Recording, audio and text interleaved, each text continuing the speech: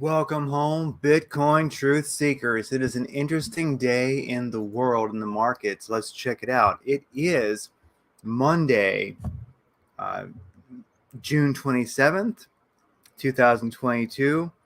Interesting day in the market. Let's check this out. Okay. Finally got my camera working again.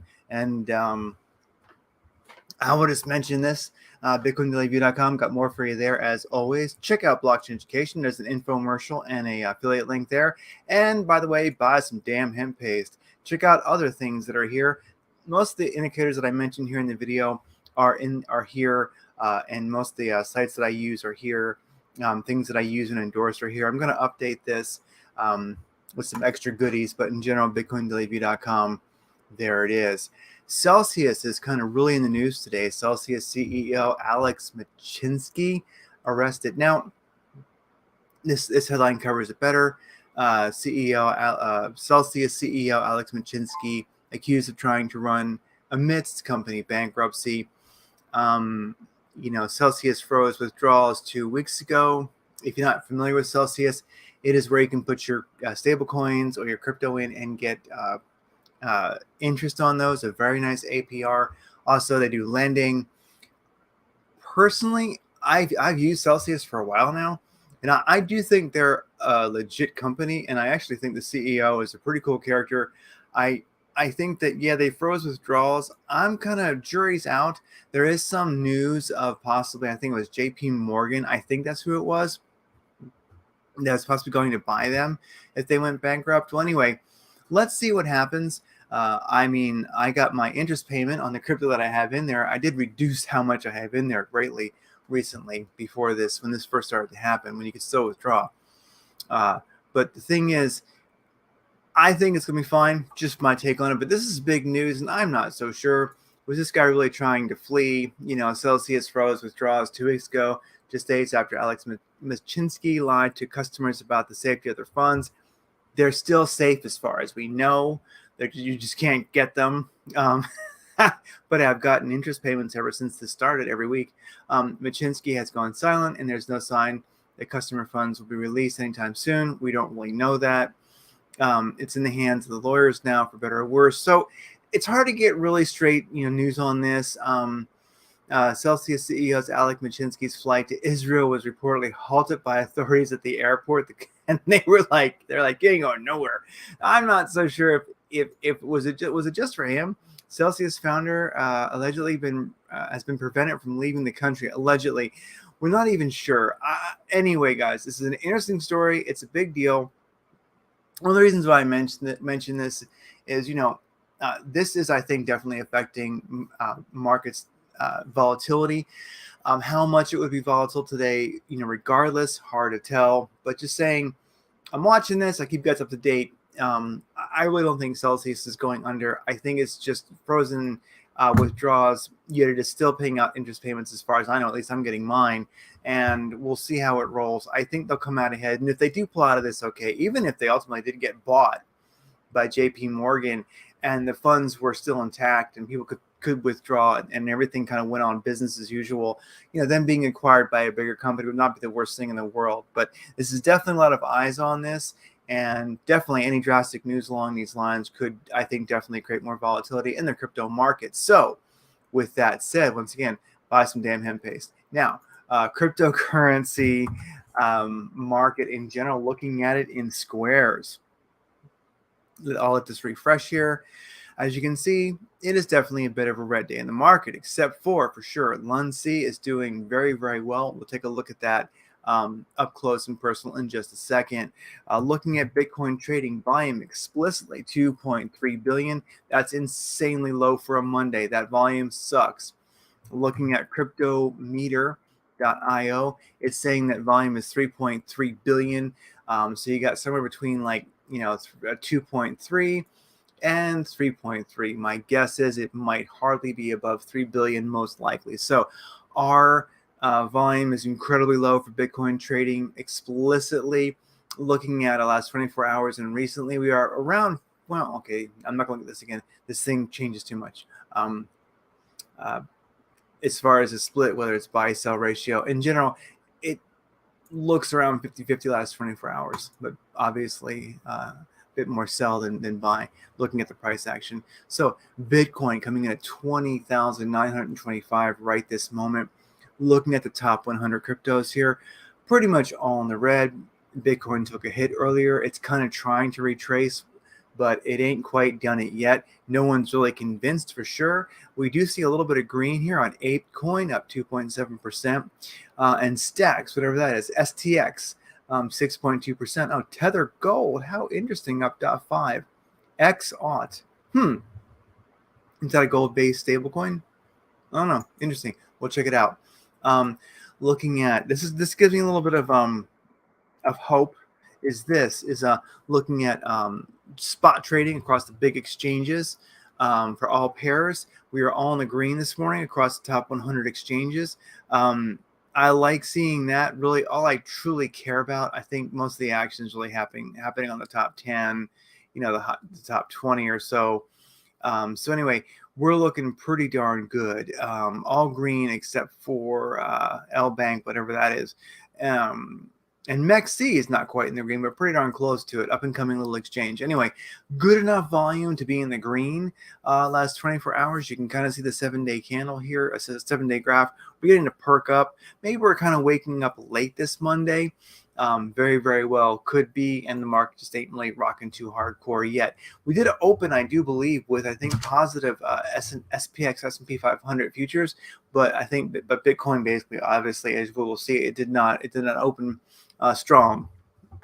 But also SPX, I think it had just barely green futures, and it really has not quite decided what it wanted to do with itself yet today. We'll take a look at that a little bit closer in just a sec. Looking at derivatives, we're at 42 billion, basically leveraged shorts and longs. We're in the green as far as volume-wise, but our volume still is insanely low. So basically, volume is not great today. Bitcoin trading volume sucks. Spot trading is on the rise. We'll see how it rolls. I think the market's just waking up a little bit late today. We'll see how it rolls. Day's getting kind of late. It's 2 p.m. here in the Arizona desert, so kind of running out of time to make a big push, although it can happen at any time. I think today might be a rather flaccid Monday for sure. All right. Not sure I have a lot of this stuff up twice. FinBiz. FinBiz. There it is. Looking at FinViz here, you can see where the Dow, NASDAQ, and S&P, they all opened kind of dumping a little bit, then kind of pumped, and then kind of just went sideways. So overall, so far, it's been dumped, it's been pumped, it's been sideways. Not much has happened with the big indexes, and the S&P 500 really is kind of, it and Bitcoin are very, very tied. Looking at the S&P 500 in general, we got some green, but a lot more red than green. So basically, traditional market is not doing that great. And Bitcoin pretty much opened and reacted negatively this morning for sure. I think both on an uncertain, non-positive, bursty SPX. I mean, SP 500 definitely opened with a bit of a dump this morning, and I think that just pretty much, it's like Bitcoin didn't get its coffee this morning. The crypto market didn't get its coffee because these big indexes were dumping. Also, the negative news, I don't think Celsius really helped either, and I am kind of thinking this is just a bit of a theory, but we're heading towards a holiday weekend. I think it's going to be like normies versus reality to a great extent. People realize, I think you're going to see a lot of realization of what the economy is happening, what's happening in the economy. Hyperinflation, gas prices, supermarkets not being stocked that well. This is a weekend when people move around, do things, spend money. And I think this is going to be, like I say, a weekend when a lot of people who have not been paying attention, bless them, but people don't, but just been living their life, doing their thing. They have some time off. It's a long weekend, and they realize, oh man, the world has changed. So I think this weekend is going to be a little bit volatile on many, many levels. We'll see how the rioting goes. Maybe that will kick back up. I am wondering if people are not getting out of some of their risk assets like Bitcoin. It would make sense if you also, we're slightly up. Last week did not close that badly. This week did not really move upwards out of the chute so far. And I do wonder if people just pretty much grabbed their money and said, I'm going to go to Tether, going to go to USDC, whatever. I'm just going to chill because we're heading towards a holiday weekend. It might get a little bit crazy. I don't think anybody has no one is really certain of the market right now. So, when people are a little bit nervous, they tend to go to speculative assets, they go to gold, they go to silver, whatever. But when they get kind of terrified, when there's too much uncertainty, they go to cash. And so I wonder if, one of the reasons we saw Bitcoin dump this morning a bit and be slow to recover is people were like, I'm in the green a bit, or at least, Bitcoin's not, it's above 20K. I'm just going to sell. I'm going to see what happens over this holiday weekend. I'm going to take some time out. I'm going to go out on the boat and do some grilling, probably get too drunk. It's going to catch on fire, or I'll run it aground and we'll all be floating around with our life preservers. And well, the Coast Guard will come save us. Anyway, so looking at longs versus shorts on Binance, 55% long, 44% short. For Bitcoin, good enough. That's a long bias. For Ethereum, 51% long, 48% short. A just slightly long bias there. Now, finally, looking at Bitcoin explicitly. Okay, Bitcoin, 15-minute chart. Let's go to one thing you can see in the 15-minute chart. So we are seeing a bit of we took a dump for sure. We have a slow, gradual retrace that's happening. Let's see what happens. I'm really myself, I hedged out last night because I kind of had a feeling this would happen this morning. And here we go, we dumped. Now, we definitely are in a situation where you could see a Bart Simpson pattern, and this just, corrects just like that. So that definitely could be the case. Just bam, boom, Bart Simpson. Definitely could happen. I myself am going to kind of be keeping things very, very cool until I see Bitcoin on the 15-minute chart, at least get above this 200 moving average, which is right around 21,300. Will get us there. Looking at the 45-minute chart, as you can see, we dumped below the 200 moving average. We wicked down just slightly below the 314 moving average at the bottom of the RSI cave, made a bounce there. And now we're moving up. Challenging that 200 moving average on a 45-minute chart will be rather challenging. We need a bit of we need some volume in the market to actually do that, to get back on kind of this beautiful, I will real quickly do this. We kind of did have this beautiful, bonk, bonk, bonk. We had this beautiful, and you can kind of see it on the, I'm kind of belaboring this, like who really cares? It's kind of obvious, but we had a beautiful upwards channel rolling. We'd broken the 200 moving average in the 314. We were moving up, and then boom, well, tragedy struck. But we're bouncing where you would expect to bounce. So we're really not looking too bad yet. All ain't lost. Well, anyway, guys, I'm going to set an alert. I would suggest everyone do this if you so desire. I'm using a 45-minute chart. You could use an hour if you want, but I'm going to be watching for Bitcoin to cross the 200 moving average on the 45-minute chart. And when that happens, and that's when I'll start to look at, maybe getting short-term, bullish again. And I'm going to kind of keep out of alts right now and Bitcoin until I see this break above the 45-minute 200 moving average. If you want, use the hourly. If you're super conservative, use the 4-hour. But that's, of course, that is going to be quite some distance at the moment. Yeah, that's quite a ways. That would be around like 25,000 or 26,000 would be the 4-hour 200 moving average. But if you were super, super conservative, Bitcoin has been given a lot back, and that 4-hour 200 moving average cross would definitely show a strong Bitcoin and a very, very strong crypto market in general. But myself, I got to make some money. And I'm going to be using the 45-minute chart. And as you can see, we were above that 200 moving average for a while on the 45-minute chart.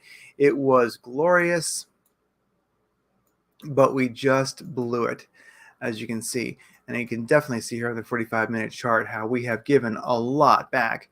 And now we are beginning to regain that. Of course, we had a little bit of a setback right now, but on a good note, that setback is not that horrible, because even though it happened, yes, it did, we did bounce at the bottom of the RSI cave and the 314 moving average.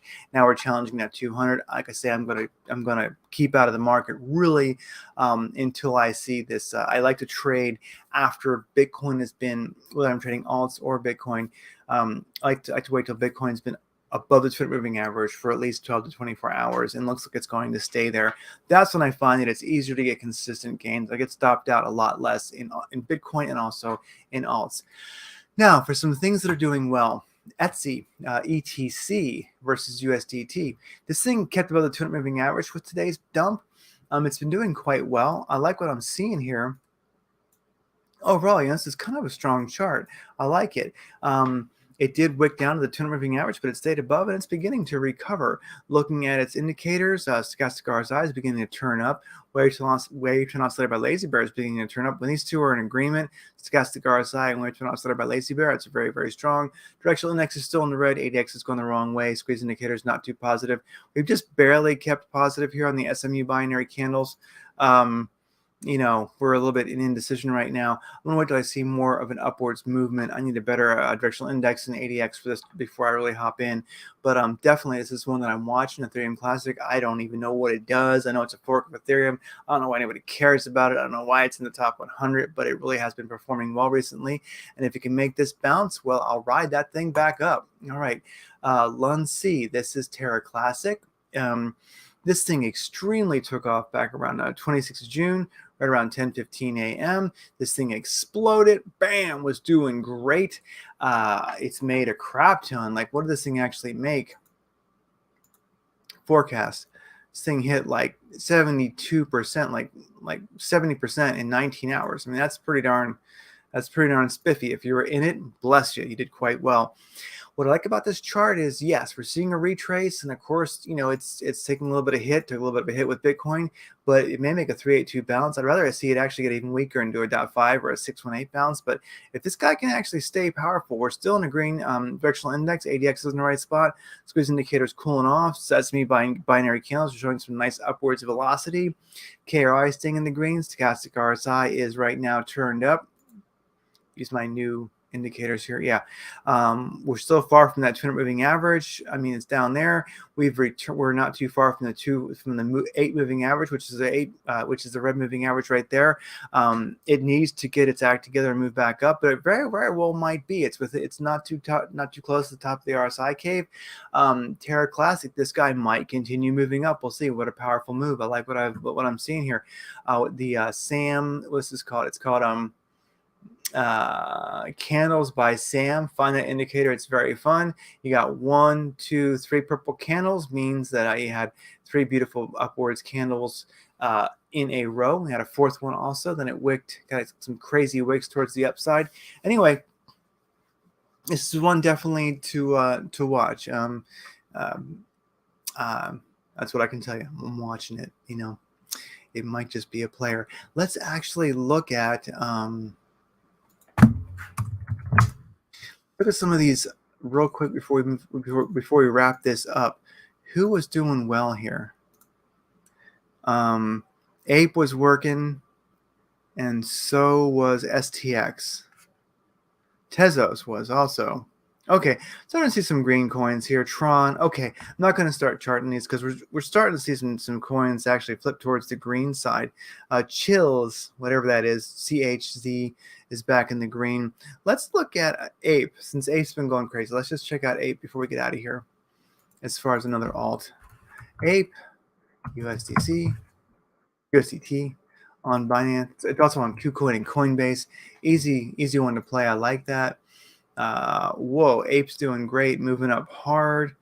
Wow, the indicators are looking nice. It's a little bit overplayed. It's going to retrace. I might actually, this is one to keep an eye on. I might actually do an upward channel here. Go like this. Bonk, bonk. This make kind of a sloppy upwards channel. It just shows that definitely, depending on how you want to look at this, you could even do like, I guess that if you want it. I don't think I really would though. Yeah, you could kind of do that. And yeah, this is like this. I'll settle for that right there. That'll work as far as an upwards channel. So we have kind of an upwards channel going on. I like that. It's nice to see. We're kind of right above the heartbeat. We're approaching the top of the RSI cave. Indicators not looking too bad. ADX is kind of low, but directional index is in the green. Squeeze indicators showing some upwards momentum. Binary candles are looking good. KRI is looking good. Stochastic RSI is overplayed right now. This thing is looking good. It kept above the 200 moving average even when Bitcoin was dumping. Let's look at the 4-hour chart. 4-hour chart, here's the deal. It's challenging the 200 moving average right now. So what I'm going to do here is I'm going to take this little guy. this beautiful coin, Ape versus Tether, and I'm going to put an alert in for when it gets above the 200 moving average on the 4-hour chart. It's going to find resistance there. If it can get above that and then find some support, then I think this is going to be quite interesting. And I'll start looking at the lower time frame candle. I'll look at the 45-minute chart again and see how that's looking. But in general, directional index is in the green. ADX is at like 26, 25 is where you want to be. Squeeze indicators beginning to show upwards momentum again. Binary candles looking green. KRI's in the right spots. Stochastic RSI is turning up. I like what I see in general. Let's see if we can get a 4-hour 200 moving average break on this one. This one might really be a player. Ape might just straight up go ape shit and make you mad gains. So keep an eye on that one. I thought I'd just mention, this is kind of recent actually. Amtrak train, that pack with 243 passengers, derails in Missouri. It sucks, but I mean, look at that. What a freaking disaster. There were people in that thing. That is not fun at all. Hopefully everyone was okay. But look at the track here. I imagine this is the other track and going the other way, and this is the track going this way. What's up with that track? I mean, did that thing just like disintegrate or something? What's going on with that? I mean, maybe the train, flopping over it did that or something. Maybe cars kind of go buckling up. But I mean, what's up with that? That track looks really, really damaged. Maybe it's from the accident, but I'm starting to wonder if that track didn't just fall apart in the first place. Amtrak Train 4 was traveling on a straight, high-speed section of track. Its last reported speed was 90 miles per hour. 5 minutes before the crash, we don't know if the engineer hit the brakes or had time to slow down. But this was possibly a high-speed impact of what? Oh, more pictures. Oh, it's horrible. The track's definitely torn up. What's up with that? Anyway, guys, it's pretty rough. Feel for you guys. That sucks. If everybody was okay. I wanted to mention this article before we hop out of here, and it's one of the things about the July 4th weekend coming up. Like Dallas Fed plunges as respondents unleash unprecedented slam down of disastrous Biden administration. I'm not coming from any kind of a political bias, although it may sound that I am, but I really am not. This is really something to look at. After an unexpected rise in U.S. durable goods orders in May and pending home sales in May, the Dallas Fed's manufacturing survey in June plunged to its lowest since 2020. The survey expected to rise modestly from negative 7.3 to negative 6.5, but plunged to negative 17.7. New orders crashed into negative territory and employment weakened significantly. Now, the comments to this survey are what really are amazing. As a country, we are not looking at the future and establishing relationships with emerging economies like we should to ease the dependency on Chinese products and services. This will hurt us long run. This was a powerful one too here, and I think this is very relevant. We see the environment for the oil industry becoming even worse than previous months.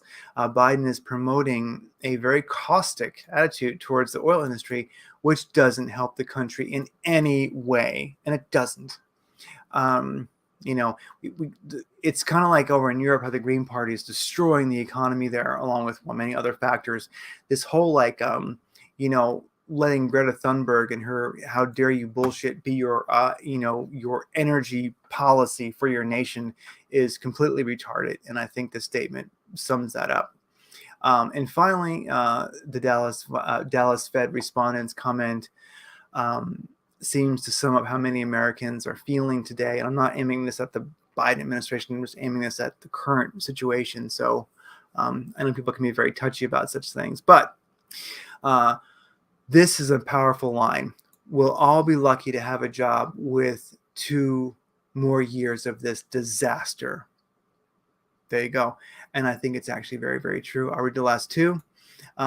You can't ignore the economic fundamentals leading to a likely recession, and the administration in Washington is either stubborn or paralyzed as a deer in headlights. Also right here. Government overspending and transfer programs have inflated the money supply while resulting in unchecked corruption and waste. We will be paying that bill for generations, and what a colossal waste of resources and missed opportunity. Hope is evaporating rapidly as 6 months ahead. Activity expectations crashed to near COVID lockdown lows. Aside from the COVID lockdown, hope hasn't been this weak since Lehman. Well, there's a positive note. And I think as we roll into this holiday weekend, I think part of the weakness in the Bitcoin chart very well could be people getting out of speculative assets. That's just high octane speculation on my point. Not that anybody can afford octane right now. And also, I think this sums up a lot of what people are thinking. So this week and this weekend, I'm playing my cards very, very close to my chest. I'm mostly in cash. I'm not trading unless I see it absolutely perfect setup that I'm getting in, I'm getting out fast. Unless the market begins to get some serious stability, we need Bitcoin too. On this short time frame here, the 45-minute chart, definitely I want to see a break of that 200 moving average. I want to be above that around 200, around 24 to 12 to 24 hours, and we're good to go. And definitely towards the end of this weekend, as weekends can get low volume, crazy things can happen on weekends. I'm going to kind of trade between now and like Wednesday, and I'm out. I'm going to have a good time, but I will report back on how things are looking. Definitely, I would say this is a great week to take off unless Bitcoin firms up along with the rest of the crypto market. And also, if you think we may have a dump, get your shorts in. Even though they are kind of like satanic, short, it might be the play. Even if your shorting is simply just hedging out the cash a little bit. Not financial advice, entertainment purposes only, as always. Take care, everybody, and I'll see you tomorrow.